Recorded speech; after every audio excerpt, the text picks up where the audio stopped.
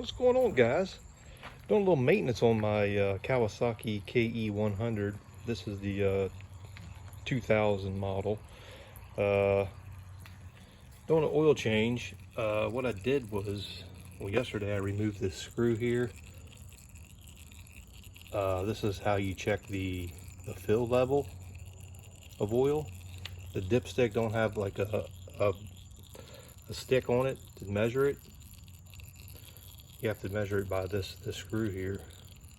So you take this screw out and you're supposed to, like, if it's empty, you're supposed to fill it up until oil comes out of this hole.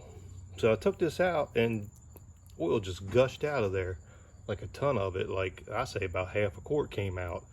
So evidently it was overfilled, and it also looked like freaking chocolate milk. It was real runny. So I just pulled the plug on the bottom. Man, and a ton came out of there as well, and it's real runny. Look at this. Really runny oil. I don't know. So yeah, I don't know. That looks like a good quart right there. So I think in the manual it says it only takes like less than a quart to fill it. So I don't know what's going on. The reason I did that is because here recently I've been having like vibration. Feels like the engine's vibrating.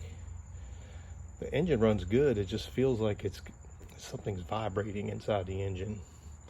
Not sure what's causing it. Could be a bearing maybe. I don't know. I really don't know.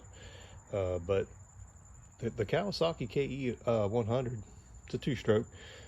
It runs really good, but like I said, recently it just something don't feel right. So I was just checking things over and checking the oil in the crankcase, and yeah, that's pretty nasty. So maybe that'll help, but I'm thinking it's coming from the cylinder. So the manual says you can use SE, SF, or SG 10W30 or 10W40 oil.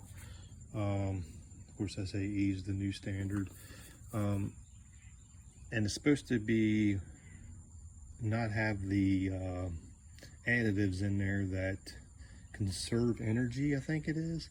It would say it right just down. It would say it right down in this little area here if it had it, and this don't. So you don't want that additive in there.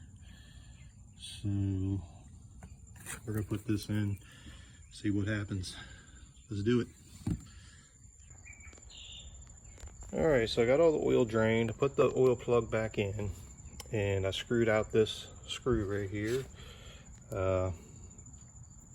Now what you're supposed to do is take your oil cap off here and fill it up until oil comes out of this hole.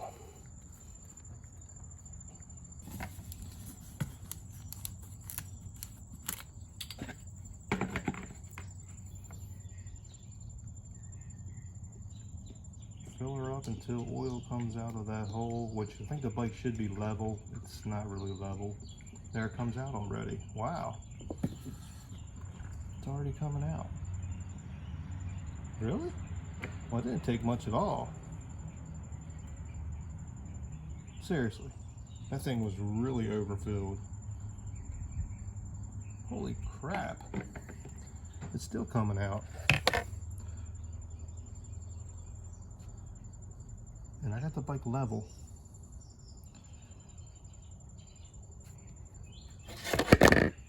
Seriously. Is that right?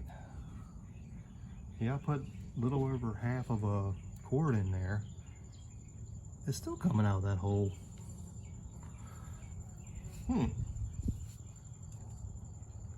Wow. Makes sense, because that thing was like severely overfilled. Okay, starting to slow down now. Man, I really, yeah, it only takes a little over half a quart, guys.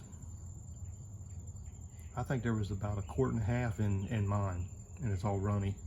So I don't know what's up with that. I haven't checked it, or haven't changed it since I got the bike, which I should have did that long ago, but I didn't, because it was running good. So I didn't bother with it. There we go. Phew. Wow, that's crazy.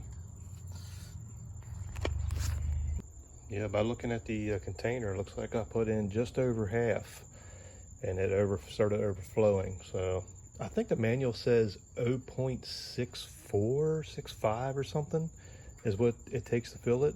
0.65 quarts, which would be about a little over half a quart. So, all right, well, that didn't take much. Let's put the bolt back in and fire it up. There she is.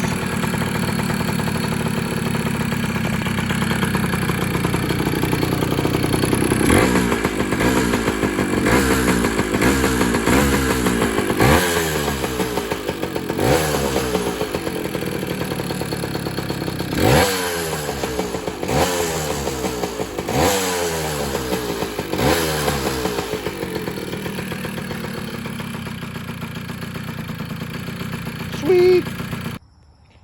All right, so it's a day later. Put that oil in and it ran horrible. Absolutely horrible. The clutch, they slipped like crazy. Lots and lots of slipping. I mean, I had some clutch issues in the past with some slipping, but nothing crazy. So that oil that I had in there was much better than, I should have left it in there, actually. So I did read up on putting transmission fluid in the in there, and or getting a really good quality wet clutch type of oil that has additives to help with slipping and stuff. Same thing with the automatic transmission fluid. So I had this laying around, this Pennzoil. I know it's not really what you want, but I just put it in there, put that in there temporarily to test it out, and it actually runs a lot better, but it still slips. Still slips, but it runs much better than the 10W40 oil I put in there. So I'm going to order up some motorcycle specific oil for it, for wet clutches, and see if that improves the slipping. If not, I'm just going to replace the clutches, the clutch disc pads. So anyway, I thought I'd give you guys that update after taking it for a spin. All right, guys.